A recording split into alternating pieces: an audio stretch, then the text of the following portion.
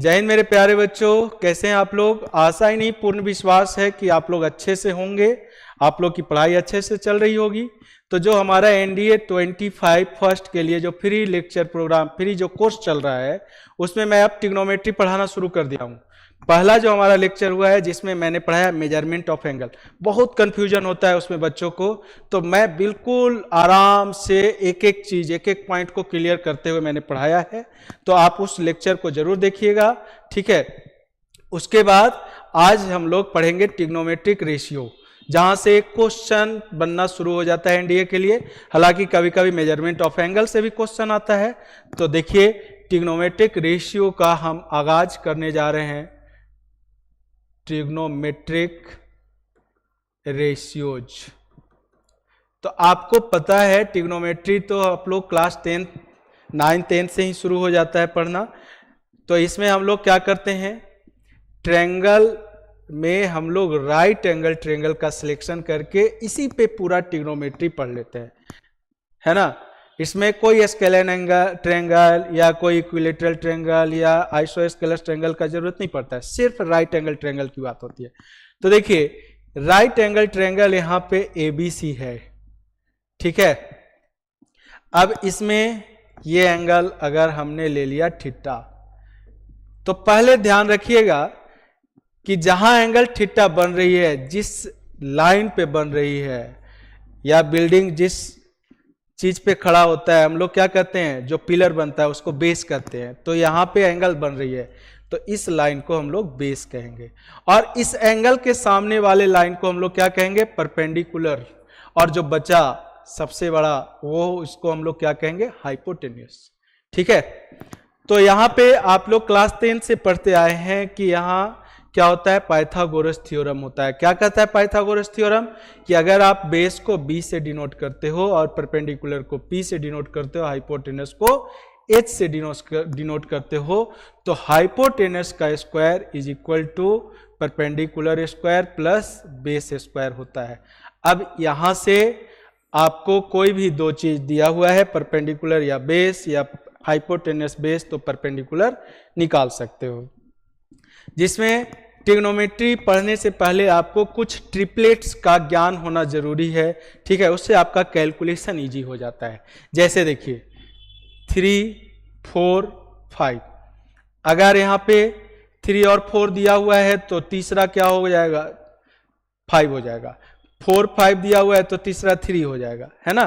तो 3 4 5 का ट्रिपलेट होता है, देखिए 9 का स्क्वायर प्लस 16 का स्क्वायर, ठीक है। मतलब सॉरी 3 का स्क्वायर प्लस 4 का स्क्वायर, तो 9 प्लस 16 क्या हो जाएगा, 25। इस तरह से 36 64, यहां देखिए 6 का स्क्वायर 36 और ये क्या हो गया 64, दोनों को ऐड करते हैं 100, तो 100 का रूट क्या होता है 10, ये ट्रिपलेट होता है, ठीक है। इसके बाद 5 हो गया, 5 के साथ 12 हो गया, 13 का ट्रिपलेट होता है।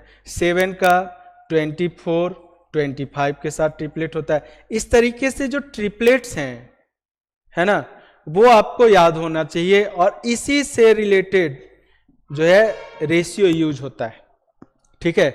साइन थीटा अगर आपको दिया हुआ है कितना, साइन थीटा अगर आपको दिया हुआ है 4/5, तो ऑब्वियस सी बात है, अभी आपको मैं ये रेशियो बताऊंगा, ये होता है परपेंडिकुलर अपॉन हाइपोटेनस। तो डायरेक्टली आप बेस क्या लिख दीजिए, जो अननोन क्वांटिटी है वो 3, अगर ये आपको ट्रिपलेट इस तरह से याद है तो, ठीक है। चलिए, तो आपको ट्रिग्नोमेट्रिक रेशियो में बताने जा रहा हूं, ये सब मैं डिस्कस आगे करता रहूंगा।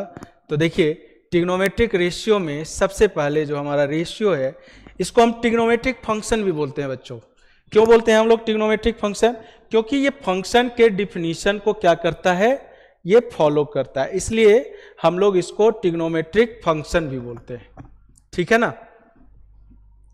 फंक्शन के डेफिनेशन को ये फॉलो करता है, इसलिए हम लोग इसको ट्रिग्नोमेट्रिक फंक्शन बोलते हैं, ठीक। तो देखिए, सबसे पहले जो हमारा फर्स्ट ट्रिग्नोमेट्रिक रेशियो है वो है साइन थीटा, और साइन थीटा जो होता है वो परपेंडिकुलर अपॉन हाइपोटेनस होता है। कॉस थीटा क्या होता है, सब लोग जानते हैं, बिल्कुल मैंने आपको पहले ही बोला है कि बिल्कुल बेसिक से पढ़ाऊंगा, एक एक पॉइंट को मैं क्लियर करूंगा। उसके बाद फिर जब पूरा आपको ट्रिग्नोमेट्री पढ़ा दूंगा, बीच बीच में तो मैं क्वेश्चन करवाता रहूंगा, फिर पूरा PYQ करवाऊंगा, जो कि आप लोग देख रहे हैं 2024 सेकेंड से लेकर, ठीक है, 2018 तक मैं PYQ करवा रहा हूं, या कह सकते हो 2018 से लेकर 2024 सेकेंड तक। तो एक साल में 2 पेपर होता है, तो 18, 19, 20, 21, 22, 23, 24 कितने टोटल पेपर हमने डिस्कस हमें करना है? टोटल हमें 14 पेपर का क्वेश्चन डिस्कस करना है, ठीक है। अगर उतना आप देख लिए, अच्छे से कर लिए, ध्यान से कर लिए, तो आप समझिए कि क्वेश्चन को 100% श्योरिटी के साथ आप करके आओगे, ठीक है। तो देखिए यहाँ पे कॉस थीटा क्या होता है? Base upon hypotenuse. Tan theta जो होता है वो होता है परपेंडिकुलर अपॉन बेस, मतलब इन दोनों का रेशियो बन जाता है। यानी इसको हम ये भी कहते हैं कि टेन थीटा क्या होता है? Sine theta upon cos theta. अब देखिए टेन थीटा का रेसिप्रोकल हो जाता है कॉट थीटा, और ये होता है बी अपॉन पी, और ये हो जाएगा cos theta upon sine theta, ठीक है। कॉस थीटा का रेसिप्रोकल होता है सेक थीटा, और ये हो जाता है एच अपॉन बी, और साइन थीटा का रेसिप्रोकल होता है कॉसेक थीटा, और ये हो जाता है एच अपॉन पी, ठीक है। तो ये रेशियो होता है ट्रिग्नोमेट्रिक रेशियो। अब यहां देखिए, अगर दो रेशियो एक दूसरे का क्या है? रेसिप्रोकल है, तो इसका प्रोडक्ट क्या हो जाएगा? ऑलवेज 1।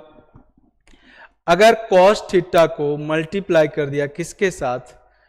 सेक थीटा के साथ, तो ये दोनों एक दूसरे का रेसिप्रोकल है, तो क्या हो जाएगा? प्रोडक्ट 1। टेन थीटा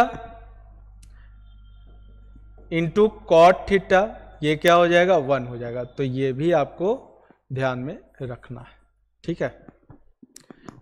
तो यहां से आप ये भी कर सकते हो sine theta is equal to 1 upon cosec theta, ठीक है, या cosec theta is equal to 1 upon sine theta, because both are reciprocal to each other, है ना।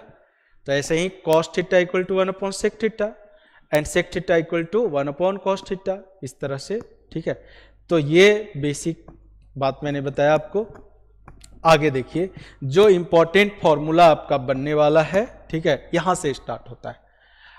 अब देखिए sine square theta plus cos square theta, ये हो जाता है 1 के इक्वल। यानी कि आप यहां देखिए P अपॉन एच का इसको होल स्क्वायर लिखेंगे, प्लस B अपॉन एच का होल स्क्वायर लिखेंगे। अब यहाँ पे एच स्क्वायर आपका एलसीएम हो जाएगा, तो क्या हो जाएगा? P square plus b square. और पाइथागोरस थ्योरम कहता है कि ये एच स्क्वायर के इक्वल होता है, तो h square upon h square equal to 1। तो यहाँ पे देखिए sine square theta plus cos square theta किसके इक्वल हो जाएगा? 1 के इक्वल हो जाएगा। तो ये एक आइडेंटिटीज बन जाता है यहाँ पे, इसको हम लोग क्या कहते हैं? आइडेंटिटी। तो यहाँ पे इससे रिलेटेड दो और आइडेंटिटी बनता है, ठीक है। वो आइडेंटिटी क्या है मैं आपको भी बताने जा रहा हूं। देखिए, अगर बोथ साइड आप साइन स्क्वायर थीटा से डिवाइड कर देंगे, ठीक है, डिवाइड, बच्चे रट तो लेते हैं लेकिन उनको क्लियर नहीं होता है। Both sides y sign square theta, ठीक है।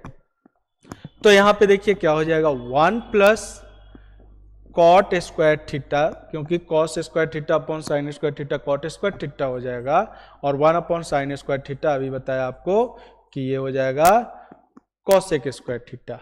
तो यहां जो आइडेंटिटी आपको मिलता है cosec square theta minus cot square theta is equal to 1, और ये आपका जो है आइडेंटिटी नंबर कितना है?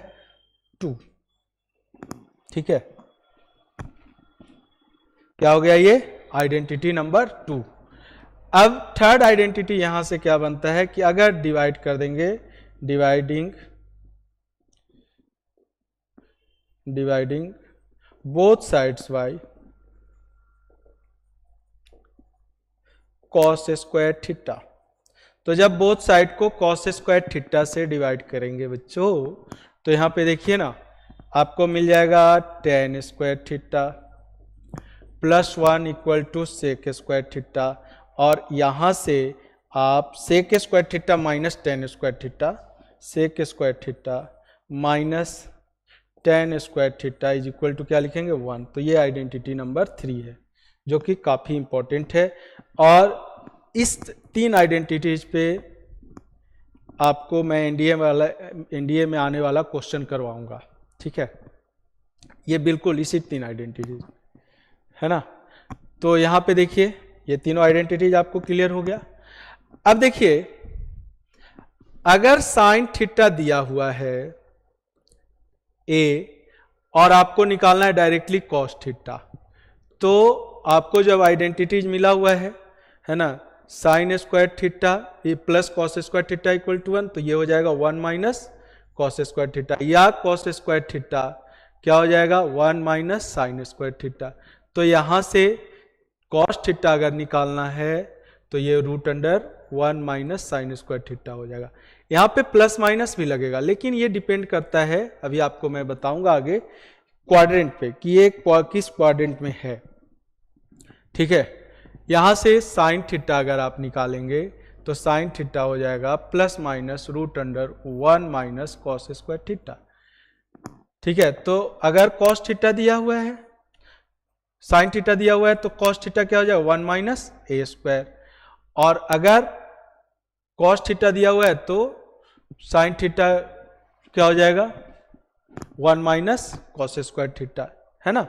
इसी तरह से देखिए सेक स्क्वायर थीटा क्या हो जाएगा 1 प्लस टेन स्क्वायर थीटा। तो अगर टेन थीटा दिया हुआ है तो आप सेक थीटा निकाल लेंगे डायरेक्टली, और कॉसेक स्क्वायर थीटा क्या हो जाएगा 1 प्लस कॉट स्क्वायर थीटा, ठीक है। अब इसमें आप लोग क्लास 10th में पढ़ रखे हैं कि फर्स्ट क्वाड्रेंट में क्या पॉजिटिव होता है।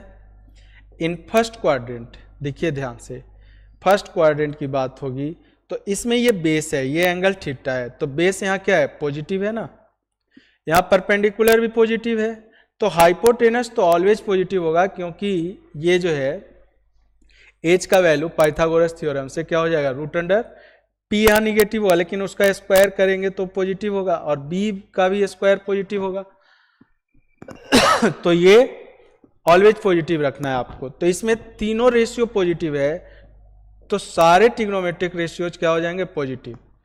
यहां पे देखिए बी निगेटिव हो जाता है, पी और एच पॉजिटिव होता है, तो पी और एच किस में इन्वॉल्व होता है साइन में एंड कॉसेक में, तो ये दोनों पॉजिटिव होगा। और इस क्वाड्रेंट में थर्ड क्वाड्रेंट में, ये है आपका थर्ड क्वाड्रेंट, इसमें टेन एंड कॉट पॉजिटिव होगा, क्योंकि इसमें बेस और परपेंडिकुलर दोनों निगेटिव होता है, तो दोनों जहां इन्वॉल्व हुआ उसको निगेटिव निगेटिव क्या बना देता है पॉजिटिव। तो इसमें टेन एंड कॉट दोनों पॉजिटिव है, जो बचा कॉस एंड सेक वो फोर्थ क्वाड्रेंट में पॉजिटिव होता है। तो इस बात का ध्यान रखना आपको बहुत जरूरी है, ठीक है। तो आई थिंक क्लियर हुआ होगा। अब देखिए इसी आइडेंटिटीज पे जो क्वेश्चन पूछा जाता है वो किस टाइप का क्वेश्चन पूछा जाता है, ध्यान से देखिएगा। अब मैं थोड़ा सा आपको यहां पे इंपॉर्टेंट क्वेश्चन करवाने जा रहा हूं। क्वेश्चन दिया हुआ है कि if sec theta minus tan theta is equal to 5 then find, आपको यहां पे मान लो कॉसेक थीटा डायरेक्टली पूछ रहा है, या cosec theta plus sec theta ऐसे पूछ दिया, ठीक है। तो यहां पे अब कैलकुलेशन कैसे करेंगे इजिली, है ना। तो देखिए मैं आपको एक रिलेशन यहां पे बताने जा रहा हूं। आपको अभी मैंने बताया कि sec square theta minus tan square theta क्या होता है 1 होता है, a square minus b square के फॉर्म में है, तो sec theta minus tan theta into sec theta plus tan theta, ये बेटा हो जाएगा 1। और अगर sec theta minus tan theta में से कोई एक, दोनों में से कोई एक अगर m दिया हुआ है तो दूसरा 1/m हो जाएगा कि नहीं। तो ध्यान से देखिए ना, यहाँ पे अगर आपको sec theta minus tan theta m दे रखा है तो क्या sec theta plus tan theta 1/m होगा? यस सर, क्यों नहीं होगा? क्योंकि होगा ना, तो बिल्कुल होगा। नहीं होने का तो कोई चांस ही नहीं है, क्योंकि ये दोनों एक दूसरे का क्या है, रेसिप्रोकल, क्योंकि दोनों का प्रोडक्ट क्या हो रहा है, 1। ठीक है, अब आपको क्या करना है, इसको ऐड कर देना है। तो देखो यहां पे ये कैंसिल हो जाएगा, 2 सेक थीटा, ये आ जाता है m प्लस 1/m, और इसको जब सोल्व करोगे तो ये हो जाएगा m LCM m square plus 1, और यहाँ पे सेक थीटा का जो वैल्यू आ जाएगा 2 इधर आके डिवाइड हो जाएगा, और ये हो जाएगा m स्क्वायर प्लस 1/2m। तो बेटा ये आपका हाइपोटेनस अपॉन बेस हो गया ना। तो ये आप ट्रायंगल याद रखना कि hypotenuse always m square plus 1 और बेस 2m, ये एंगल थीटा है, तो ये परपेंडिकुलर m स्क्वायर माइनस 1 मिलेगा पाइथागोरस थ्योरम से। ठीक है,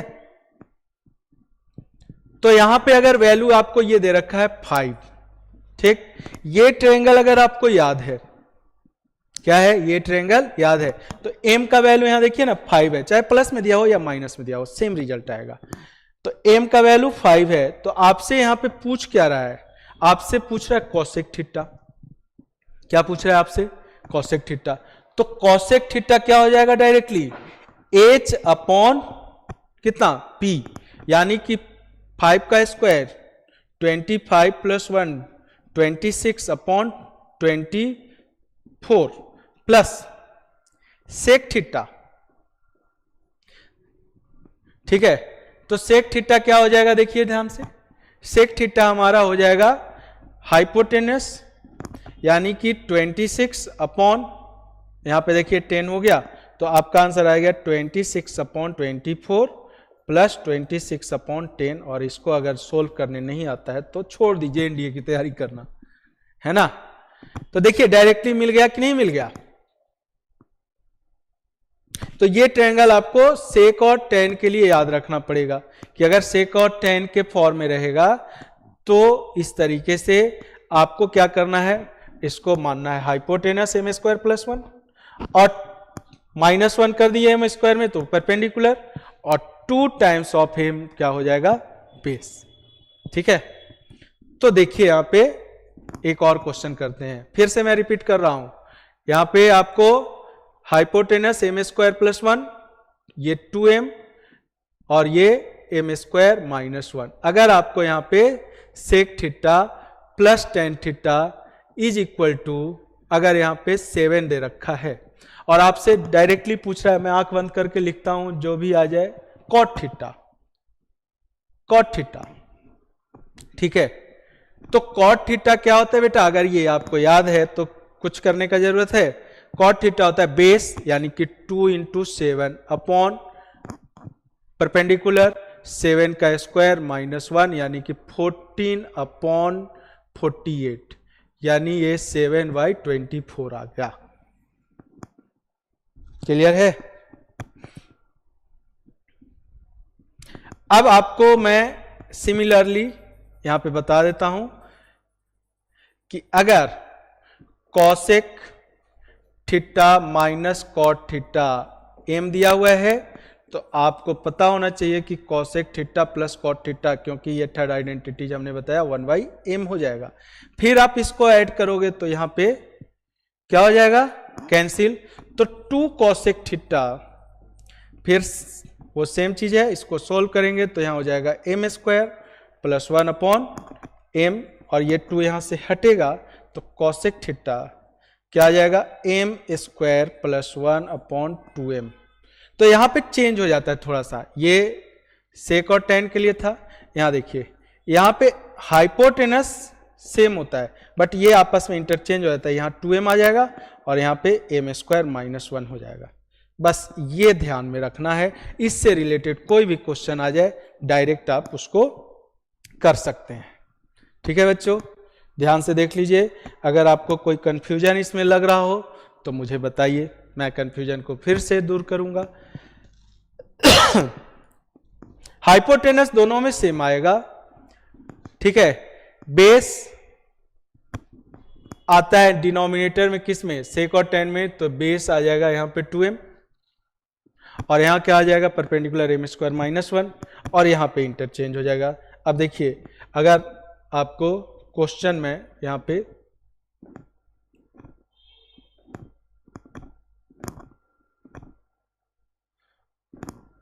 यहां पे अगर आपको क्वेश्चन में दे दूं, एक और क्वेश्चन,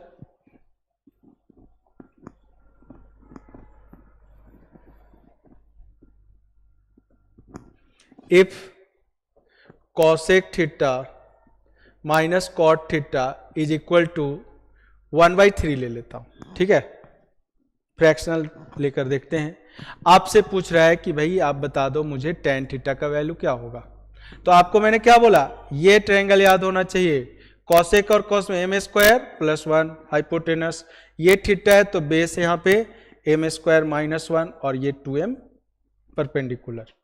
तो देखो tan थीटा क्या होता है, 2 इंटू m यानी कि परपेंडिकुलर अपॉन 1/3 का स्क्वायर माइनस 1। अब इसको सोल्व कर लो, कितना आ जाएगा, 2/3 अपॉन 1/9 माइनस 1, तो 1/9 माइनस 1 हो जाएगा कितना, 1 माइनस 9 अपॉन 9, यानी कि आ गया 2/3 इंटू 9/-8, और यहां से ये कैंसिल, यहां से ये कैंसिल, माइनस 3/4 आ गया डायरेक्ट, ठीक है। तो बताइए ये कंसेप्ट आपको क्लियर हुआ कि नहीं हुआ। तो मैं फिर बोल रहा हूं, बने रहिए हमारे साथ। अगले लेक्चर में मैं आपको पढ़ाने जा रहा हूं एलाइड एंगल, ठीक है, जो कि काफी इंपॉर्टेंट है, और इसमें मैं आपको बेहतर टेक्निक के अनुसार, ठीक है, जिसको हम लोग बोलते हैं रैपिड टेक, पूरा एलाइड एंगल को 2 फॉर्मूला में मैं खत्म कर दूंगा और क्वेश्चन को आप बहुत आसानी से कर पाएंगे, ठीक है। तो अगला लेक्चर हमारा जरूर देखिए, ठीक है, बने रहिए हमारे साथ। और बार बार मैं बोल रहा हूं कि जितना ज्यादा से ज्यादा हो सके इसको आप शेयर कीजिए, ताकि और भी आपके फ्रेंड्स को इसका बेनिफिट मिल सके, ठीक है। जो हमारा फ्री लेक्चर प्रोग्राम चल रहा है, फ्री जो कोर्स हम लोगों ने लॉन्च किया है, इसका फायदा आप सभी लोगों को मिलना चाहिए, ये हम लोग का मेन उद्देश्य है, ठीक है। तो बने रहिए हमारे साथ, मिलते हैं अगले लेक्चर में। जय हिंद बच्चों।